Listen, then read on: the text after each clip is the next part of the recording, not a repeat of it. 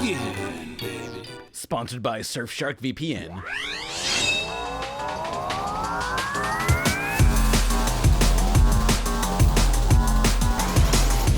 If I had to choose between playing for the first time a highly popular and respected game versus some game I never heard of, I'm picking the game I never heard of. That's why I'm here again. Strange, colorful games, any console, any genre, who cares? It's Juice and Jam time. A new opponent is ready to face you. We want fun, and you might as well face it. We wanna have fun, and we wanna get wasted. A 2-liter bottle of Shasta and my all-Rush mixtape. Let's rock. Gun is gun. Loco is crazy. The prison planet where the worst of the worst are sent. An unguarded, unforgiving, unruly no man's land. And of course there are no women. I need a woman right now.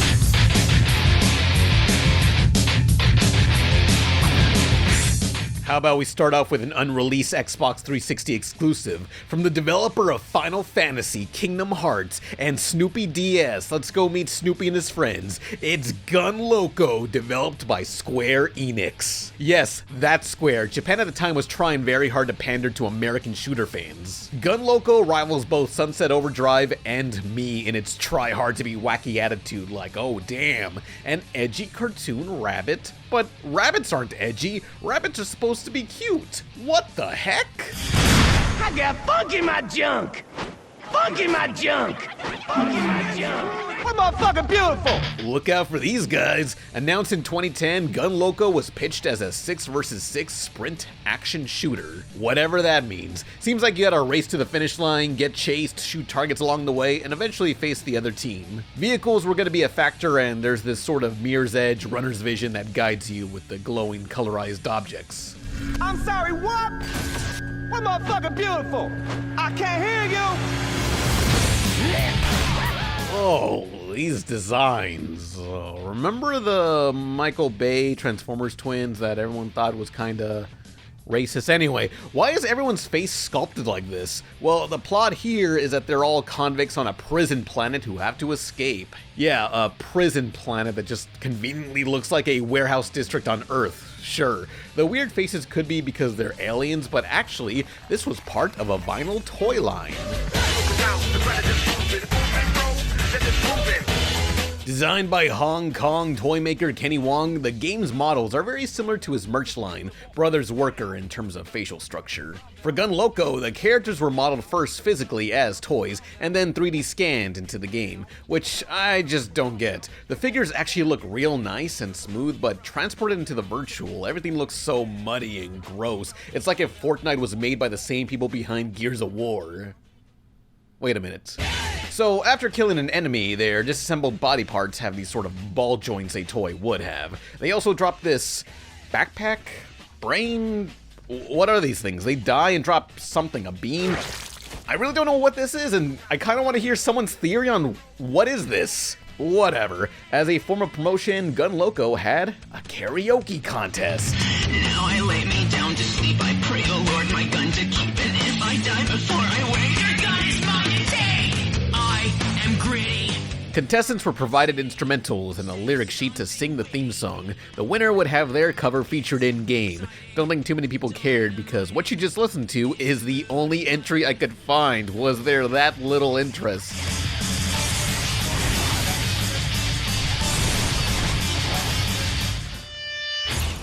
Researching further, I thought Gun Loco would be a sort of on-foot shooter like Fall Guys with guns, but upon witnessing the uncut gameplay, it just looks like a typical arena shooter with extra mobility. And the fact it doesn't take advantage of it being on another planet makes it all the more uninteresting. I'm not disappointed this was cancelled in 2011 with no explanation as to why. Considering Square wasn't doing so well financially then, this basic shooter outside their wheelhouse was likely not worth the cost.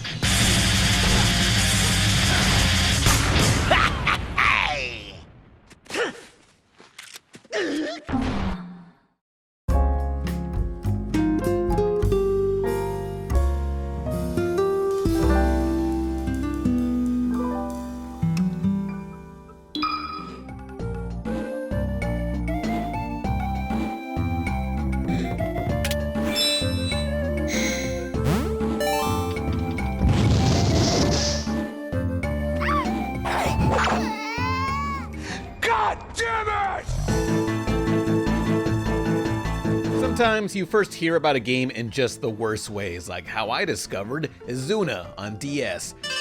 I recall reading Nintendo Power magazine in 2006 where they proclaimed this assassin girl and her pal are strictly platonic, non-sexual friends.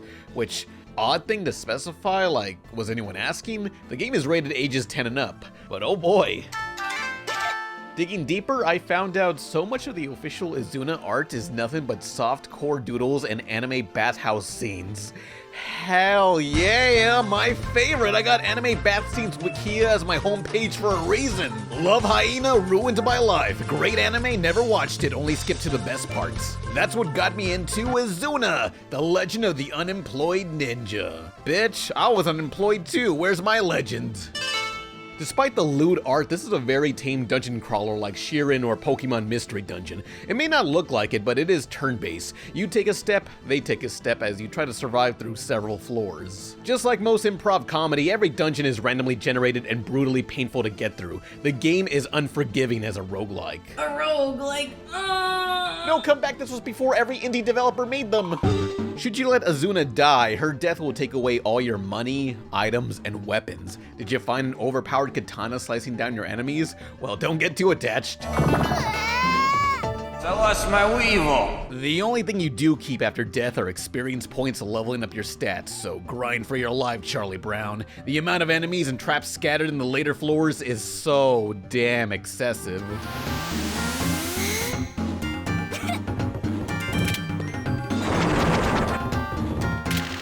Like that Simpsons gag with Sideshow Bob and all the rakes everywhere. That is the typical Izuna experience. She was proud to advertise the difficulty in gamer magazines. Finally, a dungeon RPG strong enough for a man, but played as a hot chick. You have the privilege of controlling the cutest ninja ever, Izuna! That's me. Inventory is your main defense. There may not be too many types of weapons or enhancements, so you gotta strategize with what you get. Storage space is aggressively small, like 20 items only. Hey, any game developers watching this in the background, think of the number of items you want your character to hold. You got a number? Good. Now quadruple that so your game is actually playable. 20 items seems annoying, but it's a thrill when you get yourself out of a situation. As with any anime-looking title published by Atlas, maybe you don't care about the gameplay and are just here for the characters. Well, good choice. Izuna is an angsty, flirty ninja girl with some suicidal tendencies. Talking to civilians between dungeons, they're ripe full of quirky interactions to win you over. You've done well to make it back here. To what do I owe your presence? I came to bully you.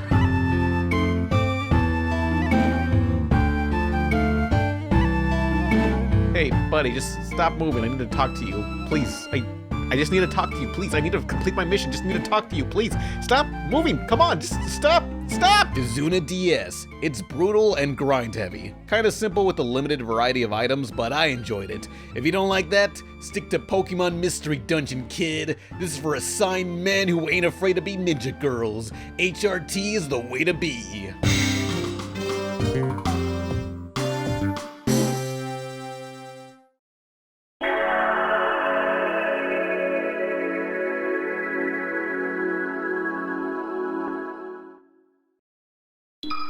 You know what time it is. Yo, homie, peep him! Tempo, check it out, you know he makes it funky, and he's good to go. Everything, catch the groove in New York, LA, and San Francisco.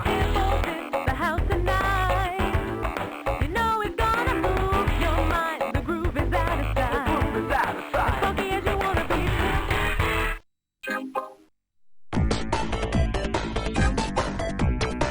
Now this is peak colorful games material right here. Tempo on Sega 32X. Though don't get too excited. Even from magazine reviews in 1995, Tempo was regarded as a standard run-to-the-end platformer, except with a ton of pathways and distinct stage gimmicks. Every level is a joy to look at, mostly. If you thought too many platformers lacked the sexual thrill of receiving an epidemic seizure, well, Tempo's your man. This musical cricket wishes people who suffer from seizures were an ethnicity so it can hate them even more. Visualizers and clutters of crap in the background fighting for your attention. They really went overboard. Oh look, a default Photoshop stained glass effect. Classic. No, she abandoned me again. At a time when platformer mascots wanted to outrun Sonic, Tempo walks at its own tempo. By that I mean painfully slow. You can at least double tap to run, which slams you against the wall. Mobility takes some getting used to. Oh, and the musical theming isn't really much more than cosmetic. I don't blame them, the rhythm genre was hardly a thing at the time, though seeing how newer games like Rayman Legends use dynamic scores, a modern tempo could be a blast.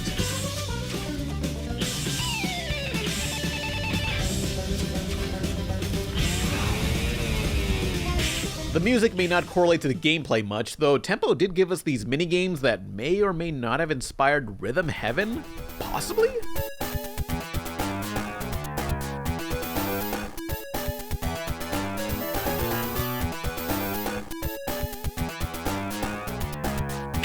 Boss battles, on the other hand, are wildly inconsistent. Sometimes you bash them in mindlessly, and other times it's just not clear how to attack without hurting yourself. I'd be pissed, but man is this game so lovable. Like, when you die in Arkham Asylum, Batman's enemies will roast your ass, while Tempo's bosses take it to the next level by dancing over his corpse.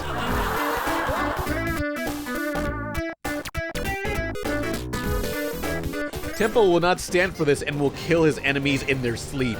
No mercy, no fear. You look at the cutesy Japanese cover and realize no way does that reflect his ruthlessness like the American version. Yeah, man, now that guy rules. Sneakers, denim jacket, reptile skin, whatever you do not look up the European cover. Please, God, do not look that up.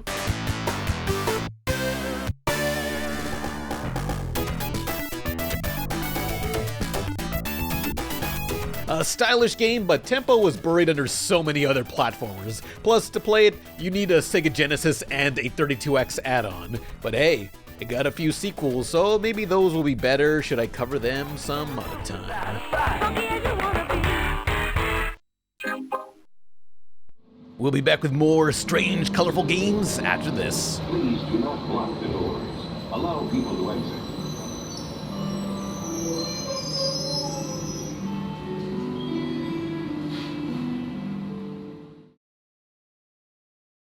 Oh, don't you hate that? Well, Surfshark VPN, yes sir, the sponsor of tonight's video. What's a VPN? It's great, it changes your internet region and protects your privacy. You got Netflix, just switch regions and bam, you can see what other countries have on their Netflix. It's that easy. How about something to keep you safe, especially on public Wi-Fi?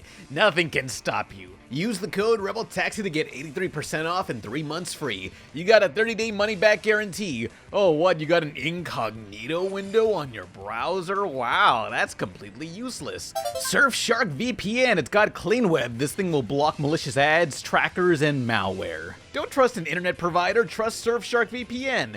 Use the code RebelTaxi to get 83% off and 3 months free, and antivirus during June. VPN, money-back guarantee.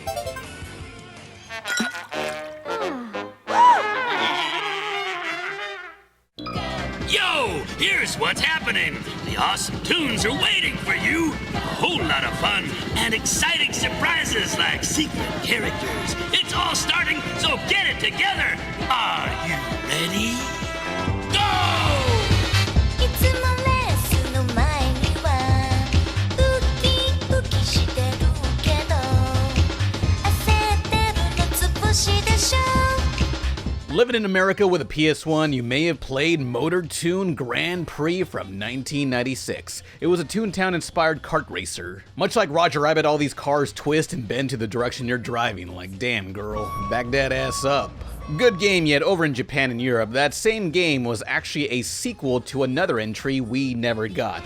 Motor Toon Grand Prix 2! Don't worry, you didn't miss much from the first real game. The original Motor Toon from '94 is mostly the same game with unrefined versions of the same tracks, less characters, less items, and worse physics. How bad could it be? Well, let's start a race. Okay, they're just falling to their death. Where's the car? Oh, okay, here's the car, but where's everybody else? Looks like I'm in last place and I gotta catch up. Sure. Oh dear, that ain't right. And man, these physics. If they were aiming for the feeling of driving an RC car in a bouncy castle, congrats. It's terrible, but they hit the goal. Should you sideline a wall, you bounce backwards and lose all momentum. Meanwhile, the graphics are practically outsider art. This was essentially made by cavemen just discovering 3D, staring at their MS-DOS and splurting to unga bunga. Nobody knew what they were doing back then, which is why these tracks are very form over function. So many 90-degree turns and obstacles on the road that have little to no effect on your car, or just flat out design choices making you ask, why did they think this was a good idea? Like, looky over there, a tunnel you can drive through, right?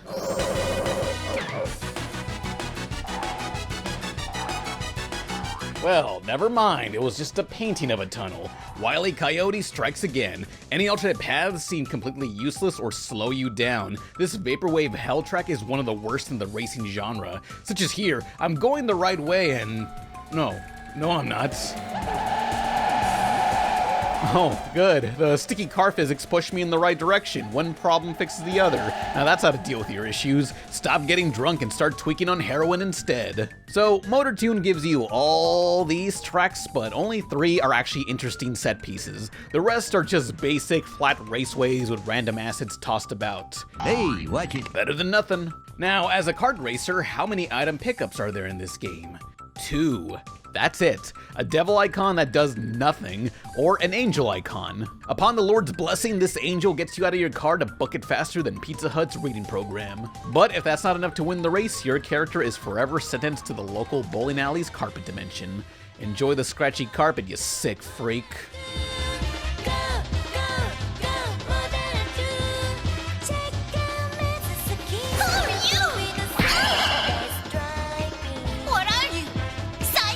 Motor Toon Grand Prix is the pre-cum for something better. The foundation of a good racer was there as the crew kept tweaking it. From that point, we got the superior sequel, followed by that team creating the Gran Turismo series.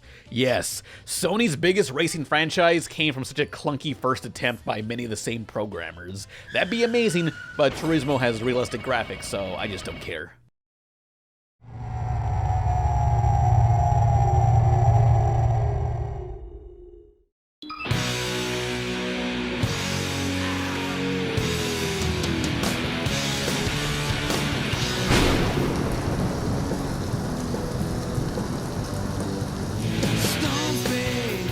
On a stormy night in 1995 New York, comic book artist Sketch Turner was scribbling away, blissfully unaware of the upcoming Batman and Robin film. After feeding his pet rat, his life manages to go even further downhill as a comic book artist in the mid-90s.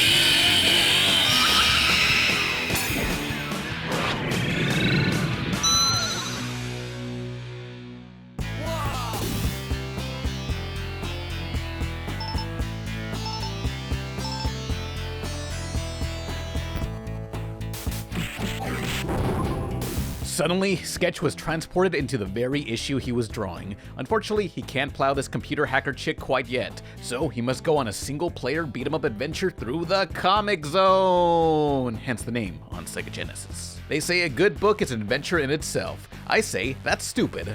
Unlike most stupid-ass books, Comic Zone has alternate paths to choose from, but be careful. This game requires a lot of planning as each playthrough will teach you something new.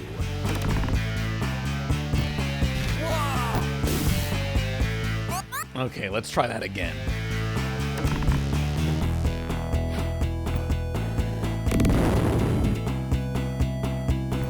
If you're thinking, how was anyone supposed to figure that out on their first try? Well, you're gonna be saying that through the entire game. I both love and hate Comic Zone so much, yet it's my favorite Genesis title. Even for the time, Zone was brutally unfair, like this question mark here. It could give you a power-up, or it could just explode because up yours, kid. I swear that happened once. At most, you're only ever given 2 lives before you have to start all over.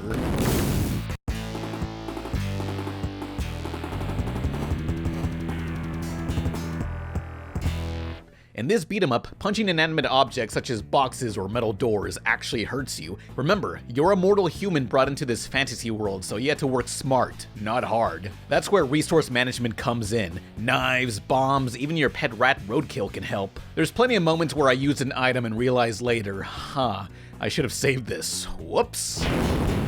Does the game really let you choose your own path, or is there only one ultra-specific way to beat the game? Honestly, I don't know. I never made it to the end without cheating. Like, you have special moves that destroy all enemies on screen, yet it has no effect on landmines or breakable objects that damage you when punching. Come on. Well, time to bite the bullet. Yeah, love this game. Sometimes it's better to think than to fight. Work smart, not hard. Hard games are for people who have no other accomplishments to brag about. Smart games are for people who invest in property. I just sold a $10,000 plot of land in Laredo County. Too bad the guy I sold it to tricked me with the contract I signed. He only paid 5% of the price. That's why I planted several landmines before I left. Have fun at the family reunion, dipshit. If you haven't realized by now, every stage is laid out like a page. Visually, I don't think there's any other games doing this grungy 90s comic book style. I'd argue this is the best looking game on Genesis, as the concept art was done by two Filipino illustrators, the first being Alex Nino, who worked on DC and heavy metal comics. And the second is Tony DeZuniga, co-creator of DC's Jonah Hex. Apparently, Tony has done art for other Sega titles, such as Alien Front Online on Dreamcast, and Dynamite Deca, or Die Hard Arcade as it's known in America. Tony passed away in 2012, though on his Facebook, his widow posted 2 pieces of concept art to some Sega games. What they're from? I'm not sure. Showing it to YouTuber Cybershell, he thinks it could be related to Panzer Dragoon or Phantasy Star. Could very well be an unreleased game too, who knows. But anyway, to further add to the 90s-ness, a promotional grunge CD was released, which sounds like they asked the computer to procedurally generate a Nirvana song.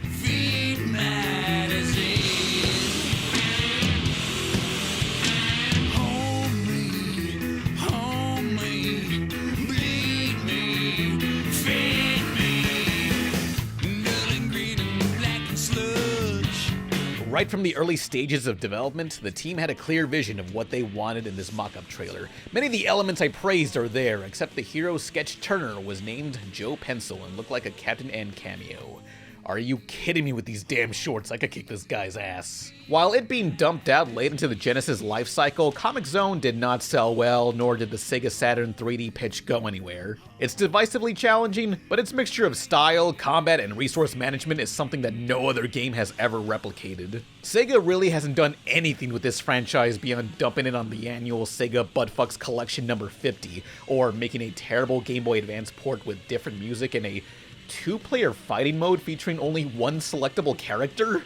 Well, at least Comix Zone will forever live on as traced art I found on this bootleg skateboard toy you'd find at a dollar store. Man, do I wish a team of comic artists or programmers make a spiritual sequel. Well done, Turner. Oh yeah. We'll be back with more strange, colorful games after this.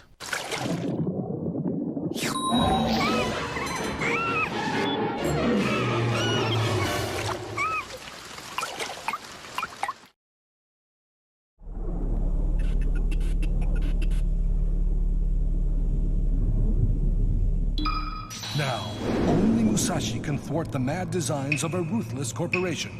One man, one chance, one destiny.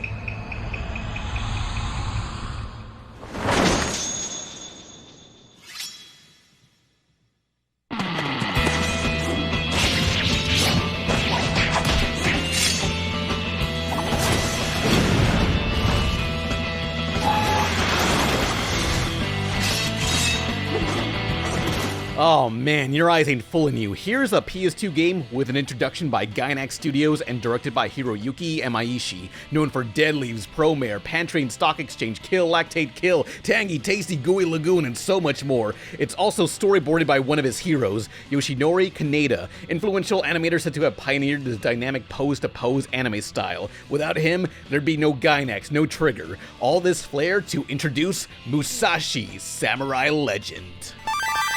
Oh, why is this so loud? So, this is a 2005 Squaresoft title with character designs by the Tetsuya Nomura, a designer for Final Fantasy, Kingdom Hearts, and featuring a look similar to his work in The World Ends With You. I hope you appreciate all this style and prestige because it makes the rest of the game look like utter fucking garbage. Not good. You may be expecting free-flowing combat similar to Ninja Gaiden or Revengeance, but nope. Musashi is such a stiff, repetitive, drawn-out action RPG. Gameplay consists of long, endless, linear hallways of slashing enemies, often one at a time in the same exact enemy over and over and over. Walk forward, slash, walk forward, slash. I really wish there was a dodge roll or something because you'll often lock yourself into long-winded combos, leaving you more vulnerable than the types of girls I'm into. Woo-hoo.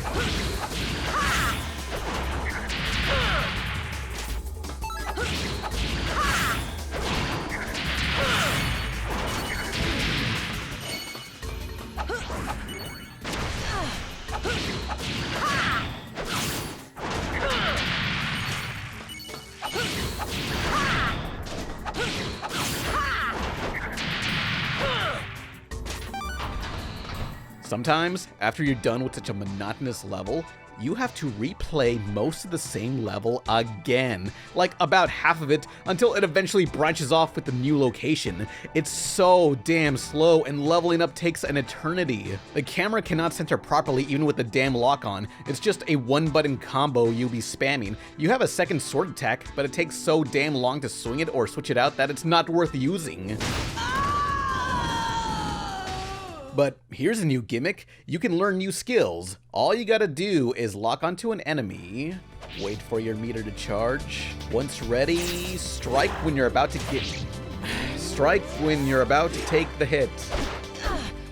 Strike right when you're about, okay. So if successful, you got some instructions to time that again, this time with some button combos. Just lock on, mouse lock on, just time it again. Time it again. I'm doing the same button that they're telling me to press. Okay, you know what? I don't care. This is just to learn extra moves which are not needed to progress. Forget about it. Well, at least Musashi does have one thing going for it, and that's the maidens. You all right? You're safe now. Yes, thank you. Who are you? My name's Musashi. I'm gonna be a famous samurai someday. Throughout your playthrough, you'll often have to carry a maiden back to town. So, you might assume with Musashi's hands full, you're defenseless, right? Well, actually... Turn up the volume. Increase the magnitude the stars of the tune. Boom, bitch! Real-time maiden combat. Would you believe slamming these brittle-boned girls is actually a stronger attack than your default sword slashes? Regardless if they're little girls or ripe for the plucking, they don't take damage, nor will you get a game over should they take a hit. Thank God. The most powerful weapon in gaming, a woman's body. Now this is objectifying. And look, they're all okay with this. They would walk home, but they all contracted FDR's leg disease. Uh-oh. I can't get up. I can't take a single step. Can you walk? Of course. Maybe not. Oh no! She's out cold. I'd better get her out of here. Now, for variety's sake, there's vehicle segments. Sword combat on hovercrafts or motorcycles. Sounds wild, as it's even advertised in the intro. Look at this stuff. Yeah, the real game is not as wild.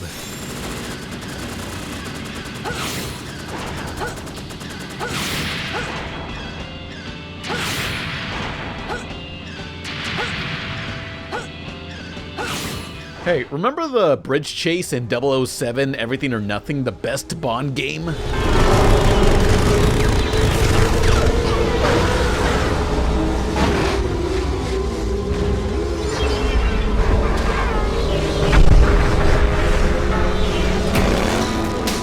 Yeah, that was kind of the peak of gaming right there. But as for Musashi, it's honestly impressive with how dedicated this game was to make sure every element of it feels as unfun as possible. How did everything go so wrong? The voice acting's terrible, combat's slow, and the kid's hair is polygonal ejaculant. What stylist did this to you? This is a Squaresoft title released after Kingdom Hearts, another action RPG. How does this play worse? Take that back, you little turd! Please, princess, a little turd. calmeth down. Oh, so fun fact, Musashi Samurai Legend is actually a reboot to a PS1 title called Brave Fencer Musashi. A similar RPG inspired by Zelda with Kirby's copy mechanics. I only sampled it for an hour, but wow. This game from 7 years prior plays way faster, more smoother, and the copy mechanics are easier to pull off. I'll have to cover it some other time because a lot of the fans of the original feel insulted by this follow-up. But don't worry, you don't need to play the original to hate the reboot. Then again, it's not all that bad. During your journey, you'll rescue civilians who will be transported back to town. Your town being located on the back of a flying whale in the sky.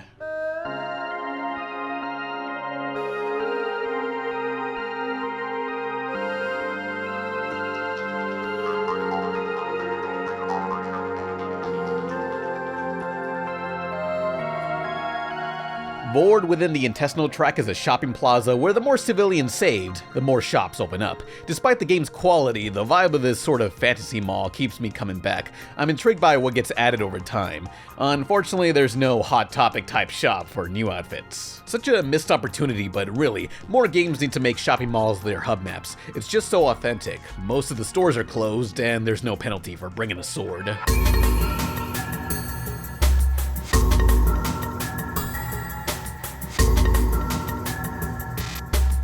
Within the plaza, you can buy trading cards that act as the game's model viewer for all the characters, though they went a little extra where the cards operate like one of them Wall Street economies. As you play, the cards will either rise or fall in value with the option to buy and trade.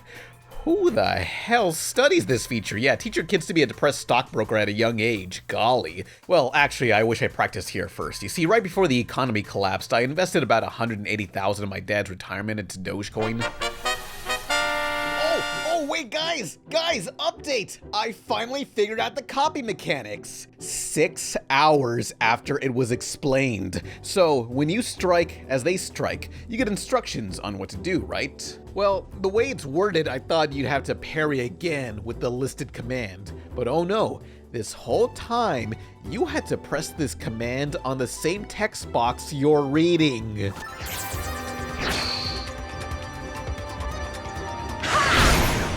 Okay, well, why didn't they just say press this button now? What a misleading way to explain something. I hate this game.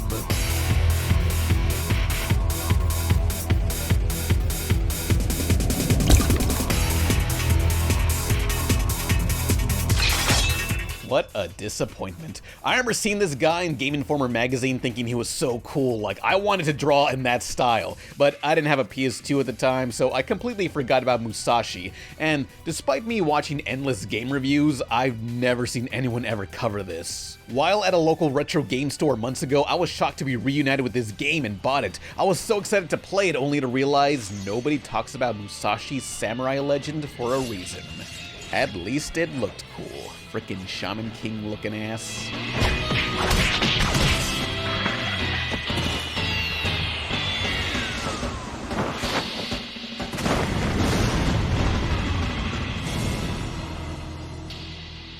Oh man, I almost had a heart attack there. When we find some trouble, we fix it fast and go. We're just getting started now, let's get on with the show.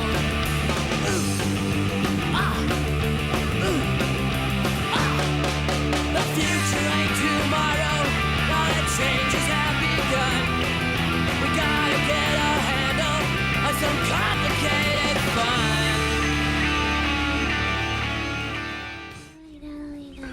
Get away from my ego!